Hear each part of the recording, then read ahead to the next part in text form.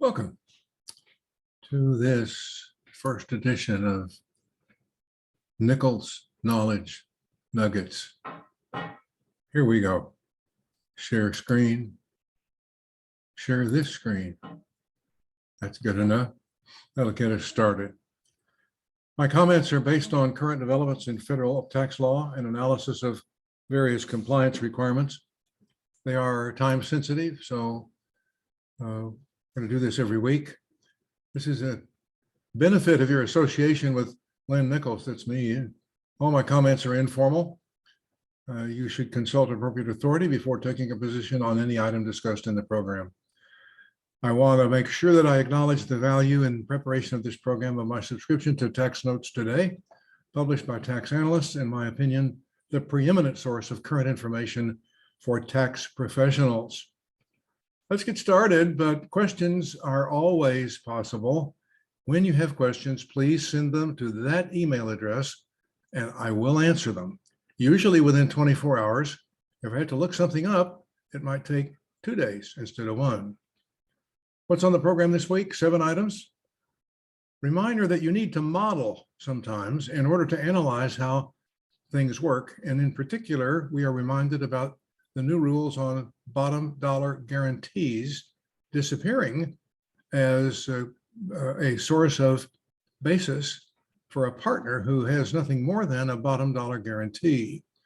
Then there is no exemption for serving marijuana during a worship service. I think it's an interesting idea, more interesting to some than others, perhaps. Yes, shareholders need a shareholders agreement. I've said that many times in my presentations over the years. It's been borne out by my experience in working with clients. In this case, their agreement was sufficient to convince the IRS that distributions pursuant to the agreement to pay taxes were not distributions in partial liquidation and therefore got a different tax treatment. And then a reminder that termination is inadvertent or can be inadvertent when a trust becomes a S corporation shareholder with proper planning and proper documentation. There's no reason not to ask for a fast track letter ruling according to the IRS and late information on that. The requests that they've received in the first 2 months that the fast track has been available have all been handled within the announced time frame of getting that in the hands of a group to write the ruling request within days rather than within weeks. A reminder of common tax mistakes when mediating lawsuits. Often a CPA will be called in. Unfortunately, often a CPA will not be called in. And even though a lawsuit is mediated, you get an unpleasant, unexpected tax result. And finally, the 2022 limits on depreciation of automobiles. Well, that'll keep us busy for a few minutes, right? What if? What's the worst case? Well, you can answer that question, what if, by applying your circumstances to your what if facts, change the facts. What if it was this? What if it was that? That's called modeling. What would be the worst case? Take all the worst possible occurrences and assumptions. That's your worst case. That's called modeling. And it's something we do in order to prepare our clients or explain to our clients the risks of tax return positions sometimes. In this case, the modeling we're talking about is to make sure that our partners who expect to have basis in partnership debt have something more than a simple bottom dollar guarantee. Those are gone as of this October. Now, we had 7 years to get this straightened out, but typically we wait until the last minute. So taxpayers could use the 3-tier process described in the regulations for allocating non-recourse debt to ensure that there is enough debt allocated back to each relevant partner to assure that they will have basis to claim the losses that are projected for a partnership for a period of time. You might also use vertical slices in which a partner's payment obligation is stated as a fixed percentage of every dollar of the partnership liability to which a particular obligation relates. So this partner is liable for this amount of each partnership debt, each specific partnership debt, not this partner will have to pay if nobody else pays. But that's what bottom dollar guarantee is. This partner will pay if the bank can't get the money from anybody else. Well, you don't get basis for that. You're not irrevocably committed to pay. You might have to pay. And it was very popular. The bottom dollar guarantee was very popular, and it worked for a long time until the IRS figured out what was going on. And then they wrote regulations that said it doesn't work anymore. And they gave us 7 years to get it straightened out. Now we're up against it. It's this October. Finally, you might place a cap on a partner's risk of loss under that partner's payment obligation, but there are no shortcuts.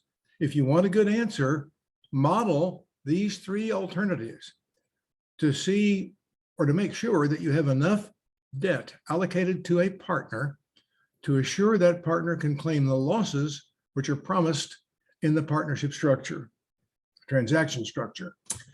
Marijuana, hallelujah. Nope, not today, not this week. Where's the wafer? Letter ruling 2022 and 122 actually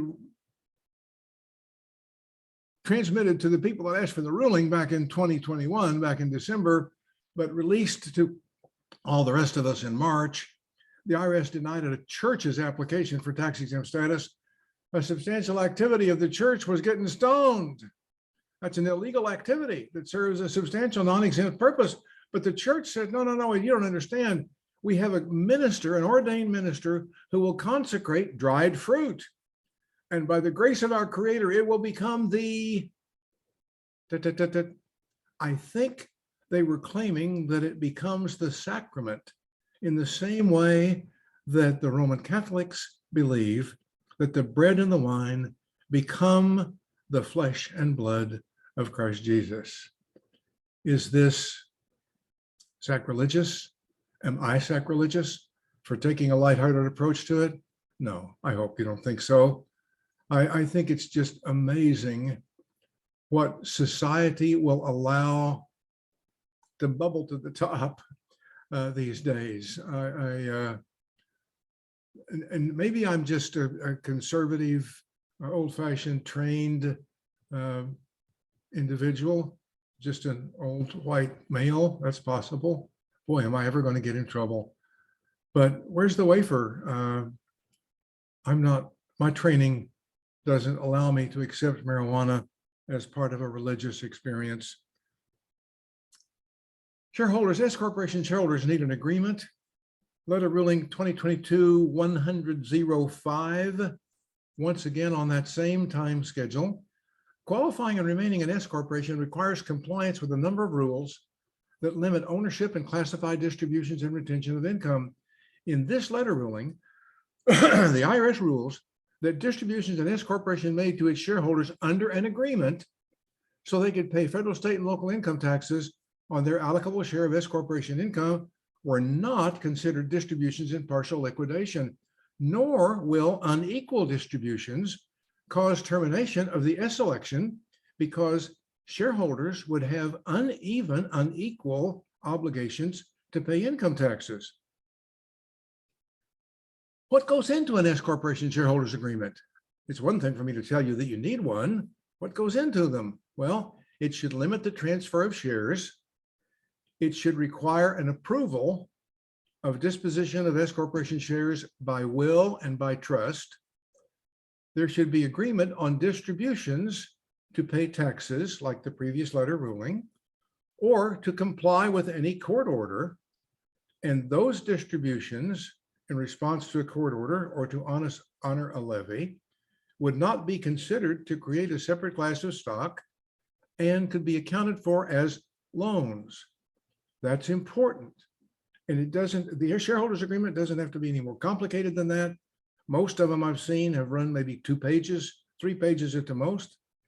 It's not hard to write up rules that will assure you that the activities of one shareholder or the circumstances of a shareholder don't kill your S election for everyone else. Is a mulligan possible? Of course it is. Here's another letter ruling on the same timeline. The S election and any rules allowing a trust to be a shareholder are complex. Sign this line, file this form, get a signature of beneficiary who's not even a shareholder, send it all in by a deadline. Mistakes are common, and the IRS routinely grants rulings allowing most clerical errors to be corrected. And this would be a clerical error. Someone provided for a trust to become an S corporation shareholder without providing for all of the bases to be touched for that to work.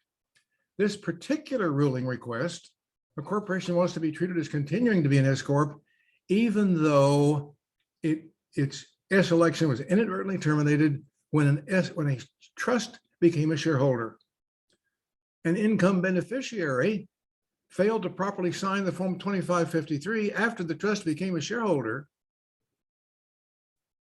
The trust in question was a qualified subchapter S trust, allowed to be an S corporation shareholder if all income is reported by a single individual beneficiary, ignoring any possibility of income deferral or splitting of the income by the trust. You couldn't do that, but the signature of the income beneficiary is required. That's a formality. Not this time. Didn't lose our S election this time. If the beneficiary executes a consent letter and all shareholders agree to comply as if the required form was signed, and it is signed and filed and sent in, the IRS granted the request, provided that those conditions in the preceding short paragraph are met. This S election, this automatic termination of an S election, should be a matter of some concern. Complex trust became a shareholder. In our previous example, was a simple trust that became a shareholder. Sometimes a complex trust becomes a shareholder, and so you're automatically terminated. But wait. What about the mulligan rule? This particular failure is a common flaw in wealth transfer planning when a financial planner is not familiar with the law that governs S corporation shareholder ownership. You're still going to have to ask for a ruling. You discovered the mistake. You can't just paper over the mistake. You discovered a mistake. You've got to ask for the ruling, and you got to pay the fee. If the taxpayer's income, the taxpayer asking for the ruling, is less than $1 million, the fee is probably going to be between $275 and $1,000. But as the taxpayer who's seeking the ruling income goes up, the fee will also be more and can be several $1,000s in addition to the professional fees for writing the ruling request. As it's best to do a little investigation. If you have a shareholder that's doing some estate planning, it makes sense that that shareholder's agreement should require any shareholder intending to dispose of S corporation stock by will or by trust submit the document to the corporation's attorney for review to assure tax compliance. That's modern tax administration, in my view. Now, the IRS is offering this fast track letter ruling. Please ask. They've got a whole crew set up to do this. They can't open the mail, mind you, but they've got some people over here in a pilot program, which is fully staffed, prepared to act on any request for a ruling on a corporate tax matter. So you think merger, acquisition, distribution, spinoff, any corporate matter, they are ready to act on your request. Take a look at Revenue Procedure 2022-1, and these are the appendices that have to do with a request. So you're going to have to comply with all this stuff in your ruling request, and then you have to agree to respond to any. If the IRS has a request for information, you have to agree that you'll respond to any request for information within 7 days, or they throw you out of the fast track process. Now, a word about mediation. I have been involved in mediation. I obviously, anyone with any common sense prefers mediation to litigation. And here's a wonderful cartoon, which I thought was really expressive. It says, we have an agreement in principle. The question is, do we all have the same principles? And often that's the problem with mediation. People believe that mediation is going to force them to change the way they think. No, no. You think anything you want. Mediation changes, you agree to change the way you behave. No one can change the way you think, and no one's going to ask you to change the way you think. But in mediation, if you're going to compromise, you have to change your action or your lack of action, or you have to be willing to sign a document, or you have to be willing to do something or not do something in order to accommodate the needs of the other side. Define mediation, would you please? Well, Black's Law Dictionary says it's a method of non-binding dispute resolution involving a neutral third party who tries to help the disputing parties reach a mutually agreeable solution. It doesn't involve winning and losing. And that's my comment. But let's just get this over with and find something that we all can live with. If both sides are willing to accept the flip of a coin, flip a coin. I've done that and it works. You flip the coin, it's over, you leave the courthouse, and maybe you're not as happy as you would have been, but it's over. 3 questions for CPAs then. What can a CPA mediate? When could or should a CPA be the mediator, or a subset of that? When should a CPA try to fix it, try to work with the parties without a formal mediation agreement? When should the CPA be Mr. or Mrs. Fix-It? How does a CPA relate to an attorney as a mediator? I have been in a mediation team where a law firm was hired to mediate a dispute, and they in turn hired a CPA to do what? To avoid common tax mistakes. So they were advising the client on the legal matters, and I was advising the attorneys on the tax issues. That's valid and that's fair. There are 7 tax mistakes in mediating lawsuits, and I want to give credit here to Robert W. Wood, who published this article in Tax Notes Federal on February the 28th of this year. He does a great job. He writes a paragraph or 2 about each one of these 7 common tax mistakes. Don't bring up taxes too early. Let the parties work out things that don't involve taxes before you hold up your hand and say, well, we have some tax issues. Don't fail to consider the conclusion. If this mediated settlement goes all the way to conclusion, what will the tax ramifications be for both sides? See, it's mediation. It's not win or lose, right? You're trying to help these parties reach a mutually agreeable conclusion. Don't bring up tax issues too soon. This isn't about settling tax liabilities. This isn't about making sure that you pay more than I pay. That'll take care of itself. Let's settle the big issues first. And don't forget, by the way, there are statutory exclusions and classifications. Some things you can't settle in mediation. Code section 104, for example, you can't mediate a client into a physical injury. So you can agree that there'll be compensation for a physical injury, but if there isn't any physical injury, that mediated settlement is going to be taxable for your client.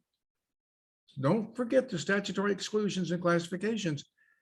Beware of the binding term sheet. Now, what do we mean by this? I mean, you're sitting around the table.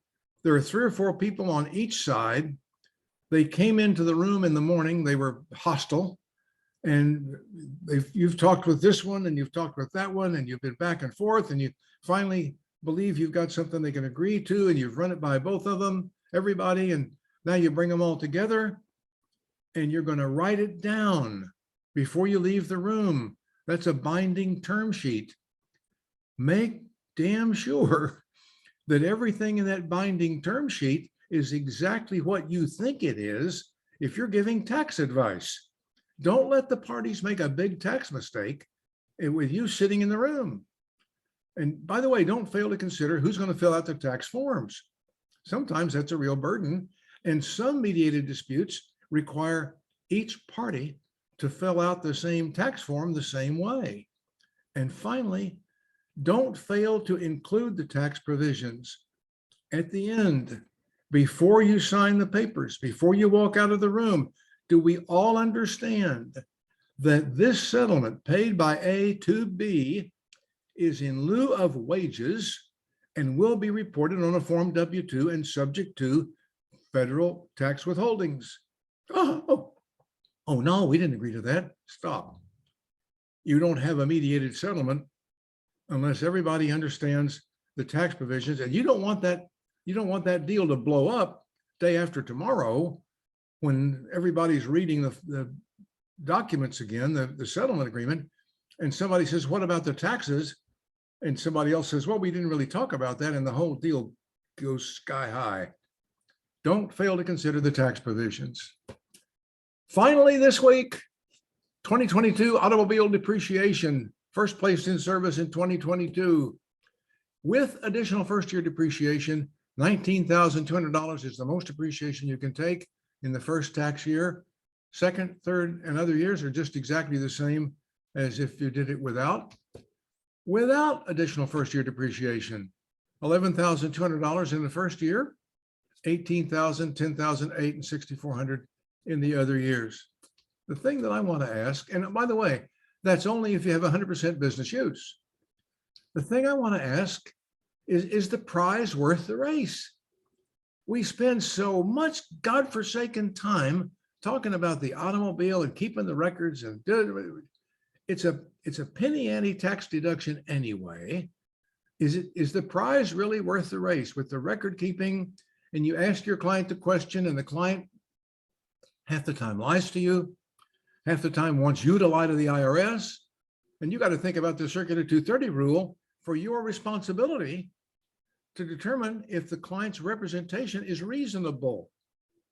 So now it becomes your tax return as well as the client's return for automobile use. Are you kidding me? That's it for this week.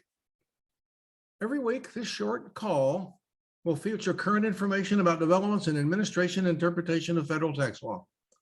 We will from time to time have guest experts on topics about which you express special interest in your emails to me. Do you have a question? I'll do my best to help.